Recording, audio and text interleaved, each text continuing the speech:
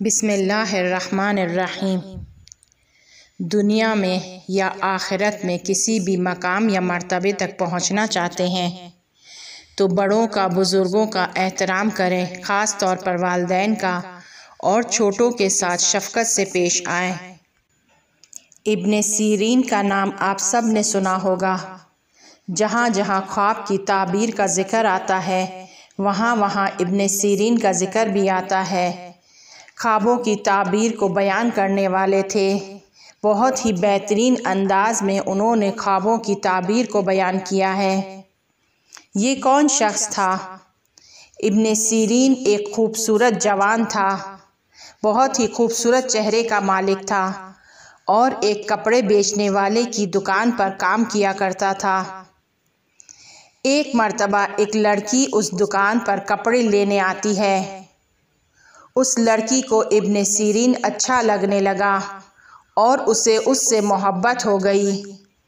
وہ لڑکی چاہتی تھی کہ وہ اس کے ساتھ رابطے میں رہے، لہٰذا وہ روزانہ اس کی دکان پر کپڑے خریدنے آتی تھی اور اس بہانے سے آ کر ابن سیرین کو دیکھا کرتی تھی۔ ایک دن جب اس لڑکی نے کپڑے خریدے تو دکاندار سے کہنے لگی کہ چند گھنٹوں کے بعد اس کپڑے کو اپنے کاریگر کے ساتھ میرے گھر تک بھجوا دینا۔ وہ کپڑے خرید کر چلی گئی اور کچھ گھنٹوں کے بعد ابن سیرین کپڑے اٹھا کر اس لڑکی کے گھر کی جانب روانہ ہوا۔ جب اس کے گھر پہنچا، دروازہ کھٹکھٹایا۔ اس لڑکی نے دروازہ کھولا۔ جیسے ہی وہ کپڑوں کو گھر کے اندر رکھنے گیا، اس لڑکی نے دروازے کو بند کر دیا اور پھر خود عریاں ہونے لگی۔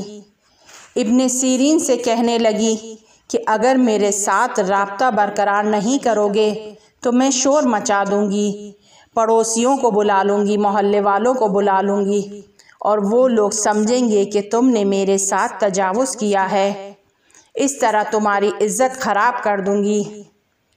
ابن سیرین نے خود کے اندر دل کی تہ سے خدا سے مدد مانگی اور خدا پر توکل کیا۔ ابن سیرین نے لڑکی سے کہا کہ میں ٹوائلٹ جانا چاہتا ہوں تاکہ خود کو ایک اچھے رابطے کے لیے آمادہ کروں اور تمہارے پاس آؤں۔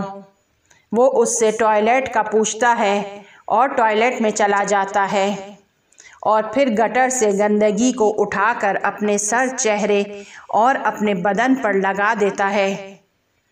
جب وہ ٹوائلٹ سے باہر آتا ہے اور وہ لڑکی اس شخص، اس خوبصورت جوان کو اس گندگی اور کثافت کے ساتھ دیکھتی ہے تو گھر کا دروازہ کھول دیتی ہے اور کہتی ہے کہ جاؤ باہر دفع ہو جاؤ۔ ابن سیرین چاہتا تو گناہ کر سکتا تھا، لیکن خدا کا عشق اس کے وجود میں تھا اور خود کو اس کام سے روکا۔ وہ گھر سے باہر نکلنے کے بعد اس نے 1 دینار دے کر خود کو صاف کیا اور اس دن کے بعد سے ابن سیرین بغیر اس کے کہ خود کو عطر لگاتا، اس کا جسم ہمیشہ معطر رہنے لگا، اس کے جسم سے خوشبو آنے لگی اور ایک مدت کے بعد خواب کی تعبیر کی قدرت بھی اسے عطا ہوئی۔ وہ ایک عظیم ریاضی دان بھی بن گیا، ایک کپڑے بیچنے والے کا کاریگر کہ جس نے خود کو گناہ سے دور کیا، خود کو گناہ سے بچا لیا۔ خدا نے اس طرح اس پر لطف کیا کہ وہ خواب کی تعبیر کا صاحب بن گیا اور اس کے ساتھ ساتھ ایک عظیم ریاضی دان بھی بن گیا۔ خدایا، وہ تمام گناہ کہ جس سے تو باخبر تھا، جس سے ہم باخبر تھے کہ یہ گناہ ہے لیکن ہم نے اس کو انجام دیا، اس کو معاف فرما۔